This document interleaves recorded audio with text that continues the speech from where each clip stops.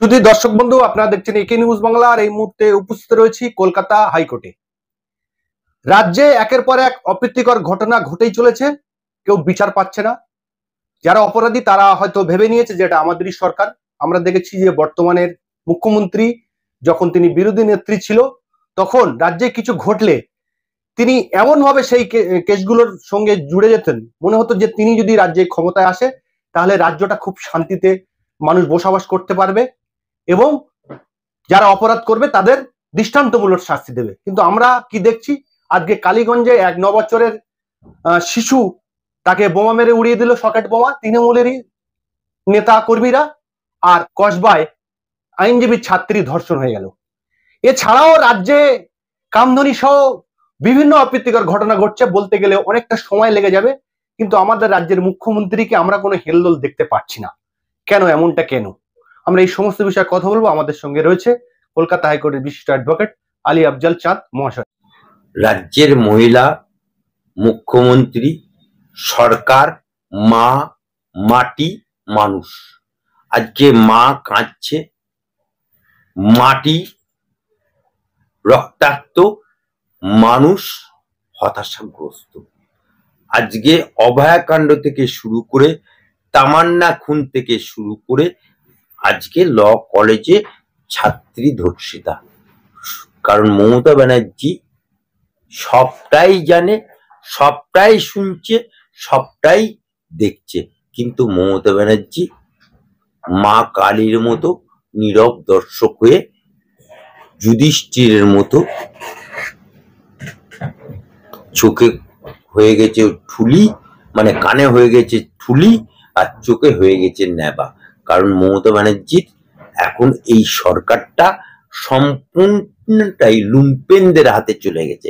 অর্থাৎ হাম কি সে কম নেই, মমতা ব্যানার্জির হাতে এখন আর কিছু করা নেই। কারণ এই সরকারটা সম্পূর্ণটাই দাদাগিরিদের হাতে চলে গেছে, লুটেরাদের হাতে চলে গেছে। এবং একটা বাংলায় কথা আছে, ভেড়া লড়ে খোঁটার জোরে। আজকে খোঁটা হয়ে গেছে নড়বড়ে, তাই ভেড়াগুলো এদিক ওদিক ছুটে বেড়াচ্ছে, যার যা খুশি তাই করে বেড়াচ্ছে।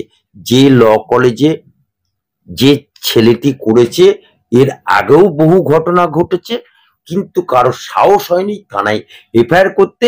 এই মেয়েটি বুকের পাটা ইঁটে মনকে শক্ত করে ধর্ষিতা হয়ে, লাঞ্ছিত হয়ে, মার খেয়েও সে থানায় অভিযোগ করেছে, কিন্তু তাকে আর তার পরিবারকে এখন খুঁজে পাওয়া যাচ্ছে না।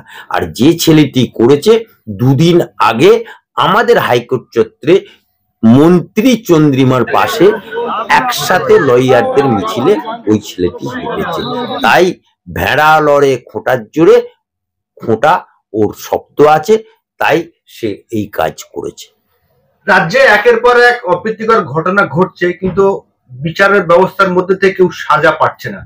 সেই জায়গায় অপরাধীরা মনে করে নিয়েছে কি যেটা আমাদেরই সরকার, এবং অপরাধ করলেই প্রশাসন বা শাসক দলের যারা নেতারা রয়েছে তারা এটাকে ডিফেন্স করবে, আমরা বেঁচে যাব।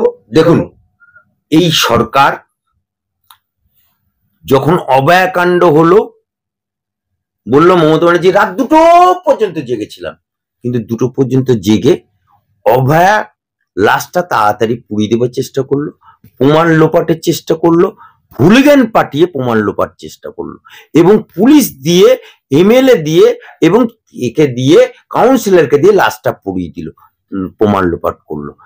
চাকরি চোরেদেরকে রক্ষা করার জন্য উনি হাইকোর্ট থেকে সুপ্রিম কোর্টে গেলেন। আজকে রেশনের দুর্নীতি, সেখানেও উনি চোরেদেরকে আড়াল করছেন। আজকে শিক্ষায় দুর্নীতি, সেখানেও চোরেদেরকে আড়াল করার চেষ্টা করছে। উনার দলের এমএলএ হুমায়ুন কবির 70% আমরা, 30% ওরা মেরে গঙ্গায় ভাসিয়ে দেবো, ওনার বিরুদ্ধে কোনো অ্যাকশন নিলেন না। ফিরহাদ হাকিম যে মৌলবাদের মতো কথা বললো, আজকে আমরা 30%, আগামী দিনে 70% ইনশাল্লাহ হয়ে যাব, তাও উনি তার বিরুদ্ধে অ্যাকশন নিতে পারলেন না। শওকত মোল্লা যে দিনের পর দিন বোম মারে, নোটোরিয়াস ক্রিমিনাল, তাকে এমএলএ বানিয়ে তাকে খুনের পর খুন, মার্ডারের পর মার্ডার করে যে লোকটি, তার বিরুদ্ধে কোনো অ্যাকশন নেই না। এই শওকত মোল্লা, মমতা ব্যানার্জি যখন ক্ষমতায় ছিল না, যখন বিরোধী দল ছিল, এই শওকত মোল্লা সিপিএম, এবং এই সিপিএম থাকাকালীন মমতা ব্যানার্জিকে জীবন তালাতে খুন করতে গেছিল, বোম মেরেছিল।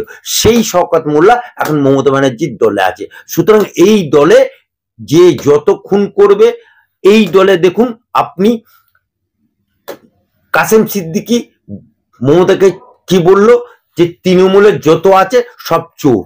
এই কাসেম সিদ্দিকী বলল মুসলমান তৃণমূল যারা করবে তাদের জানাজা পড়া যাবে না, তাদেরকে ঠ্যাং ধরে নবান্নে পড়ে। সে এখন জেনারেল সেক্রেটারি। ওদের একজন ছিনাল ঘোষ আছে, সে মমতাকে চোর বলল, সাবধানতার টাকা সমস্ত কালীঘাটে আছে বলল, সে এখন তৃণমূলের মুখপাত্র। অর্থাৎ যে যত লুট করতে পারবে, ওদের দেখুন চরম চরম গুড় বাতাসা। 5 জনের বাড়ি, সে তিহার জেল খেটে এলো, দিয়ে আবার বহাল তবিতে আবার বীরভূমের দায়িত্ব পেলো। সুতরাং যে যত বড় চোর হবে, যে যত বড় লুম্পেন হবে, যে যত ধর্ষণ করতে পারবে, এখানে তার প্রমোশন হবে। আপনারই কোর্টে আপনারই সহপাঠী কল্যাণ বন্দ্যোপাধ্যায় তিনি বলেছেন যে বন্ধু যদি বান্ধবীকে ধর্ষণ করে তাহলে পুলিশ কিভাবে প্রোটেকশন দেবে? কি বলবেন এই বলে? দেখুন, এই সম্বন্ধে আমার জ্ঞান নেই যে বন্ধু বান্ধবীকে ধর্ষণ করে, এ সম্বন্ধে আমার কোনো জানা নেই যে বন্ধু বান্ধবীকে ধর্ষণ করে। হয়তো কল্যাণ ব্যানার্জি যৌবনকালে বন্ধু বান্ধবীকে ধর্ষণ করার ওনার অভিজ্ঞতা আছে, তাই ওনার মুখ দিয়ে এই সমস্ত কথা বলছে। শাসক দলে কিছু রাজ্যে কিছু ঘটে গেলে আমরা দেখি সেটাকে ঢাকার চেষ্টা করে। অনেক উদাহরণ রয়েছে, আমি বলে সময় নষ্ট করতে চাচ্ছি না, কিন্তু শাসকের দায়িত্ব যে যারা অপরাধ করে তাদেরকে শাস্তি দেওয়া। কিন্তু আমাদের দেখতে পাচ্ছি যে রাজ্যের যারা শাসক দল রয়েছে, সরকার এবং নেতারা, তারা এই অপ্রীতিকর ঘটনাগুলিকে ধামাচাপা দেওয়ার চেষ্টা করছে। রাজা যদি উলঙ্গ হয় তা সমাজও উলঙ্গ হবে। রাজা যদি উলঙ্গ হয় তা সেই রাজত্বে যারা বাস করবে তারাও উলঙ্গ হবে। যে নারী নিজে মা হতে পারেনি, যে নারী এক চিলতি সিন্দুর মাথা में नहीं पड़ा है, वो माँ का दर्द कैसे समझेगा? মুখ্যমন্ত্রী যখন তিনি বিরোধী নেত্রী ছিল এবং রিজওয়ানের বাড়িতে এমন ভাবে তিনি কথা বলছিলেন, এমন ভাবে তিনি তাদের সঙ্গে মিশছিলেন, মনে হচ্ছে যেন তিনি যদি রাজ্যের ক্ষমতায় যেরকম ঘটনা ঘটবে না, আর ঘটলে সঙ্গে সঙ্গে তার একটা ব্যবস্থা নেওয়া হবে। দেখুন, নাচনে কোদনে হেলেন আর ঢিসুম ঢেসমে ধর্মেন্দ্র সিনেমাতে শোনা যায়। আর নটঙ্কিতে আমার বাংলার মুখ্যমন্ত্রী মমতা ব্যানার্জির তুলনা নেই। নট কোন মুখ্যমন্ত্রী মমতা ব্যানার্জি। বাপ্পের বিটি হলে আমার কথার জবাব দেবে। আমি অ্যাডভোকেট আলী আফজাল চাঁদ চোখে চোখ রেখে বলছি, অন ক্যামেরা বলছি, এই মমতা ব্যানার্জির কতটা নটঙ্কি দেখুন। উনি কংগ্রেসের, যুব কংগ্রেসের নেত্রী, কংগ্রেসের বহরমপুরে অধীর রঞ্জনকে টিকিট দিতে দেবো না, শঙ্কর ঘোষকে নদিয়াতে টিকিট দেওয়া যাবে না, আর যদি টিকিট দেয় আমি গলায় দড়ি দিয়ে মরব বলে একটা কালো শাল নিয়ে উনি ঝুলতে গেলেন। অধীর চৌধুরীও টিকিট পেল, শঙ্কর ঘোষও টিকিট পেল, আর ওনার শাল জড়ানো রইল, উনি বেঁচেও রইল। এটা নাটক কিনা? এটা নাটক কিনা? এই মমতা ব্যানার্জি রিজনুর লাক্সকুজির একমাত্র কন্যার সাথে প্রেম পরিণয় ঘটেছিল বলে রিজনুর মুসলমান, লাক্সকুজি মারাওয়ারি। রিজনুর লাশ পাওয়া গেল রেল লাইনের ধরে। মমতা বাবুর বুকের কান্না ভেসে গেল। রিজনের মা কি কাঁদবে, তার থেকে বেশি মমতা কাঁদতে শুরু করলো। রিজনের মা কি করলো করেছে বলে একদম ফাটাফাটি ফাটাফাটি রিজনের মাকে নিয়ে আজ 21শে জুলাই রিজনের মাকে নিয়ে এসে ক্ষমতায় এসে গেল। কি দিল? রিজনের দাদা রুকবানুর রহমানকে ওখানে এমএলএ করে দিল। কোথায়? নদিয়ার চাপড়া। পুরস্কার। নন্দীগ্রামে খুন হয়ে গেল ফিরোজা বিবির ছেলে, পুরস্কার ফিরোজা বিবিকে এমএলএ বানিয়ে দেয়। সুতরাং মমতা ব্যানার্জি এই যে নটঙ্কি, যদি পুরস্কার দিতে হয়, নট্য কোম্পানিও হার মেনে যাবে।